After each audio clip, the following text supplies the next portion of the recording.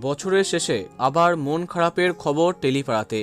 প্রয়াত হলেন বাংলা সিরিয়ালের অতীব চেনা অভিনেতা কিংসুক গাঙ্গুলি।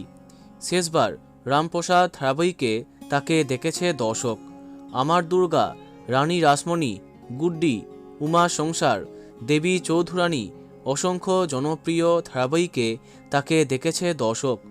চোখে অনেক স্বপ্ন নিয়ে পা রেখেছিলেন এই বিনোদনের জগতে, অথচ এত অল্প বয়সেই না ফেরার দেশে পাড়ি দিলেন কিংসুক।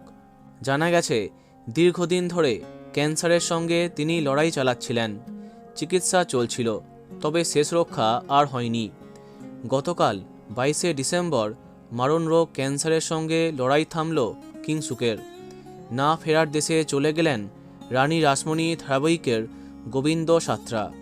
2.5 দশকের দীর্ঘ অভিনয় জীবনে অজস্র টেলিফিল্ম এবং মেগা সিরিয়ালে কাজ করেছেন কিংসুক।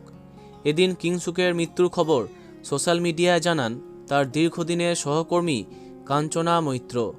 লেখেন, নিজের স্বপ্ন নিয়ে লড়াই করার মতো একজন মানুষ চলে গেল। যেখানে থেকো ভালো থেকো, আমি বিশ্বাস করি তাই বললাম। তোমার পরের জার্নিতে তোমার সব স্বপ্ন পূরণ হোক। শান্তিতে ঘুমিও এটা বলবো না, শুধু জানাবো যাত্রা শুভ হোক। অন্যদিকে অভিনেতা রাহুল ব্যানার্জিও তাকে নিয়ে দীর্ঘ পোস্ট করেছেন। বন্ধুরা, ভিডিওটি এইটুকুই।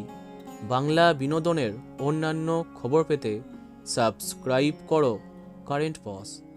ধন্যবাদ।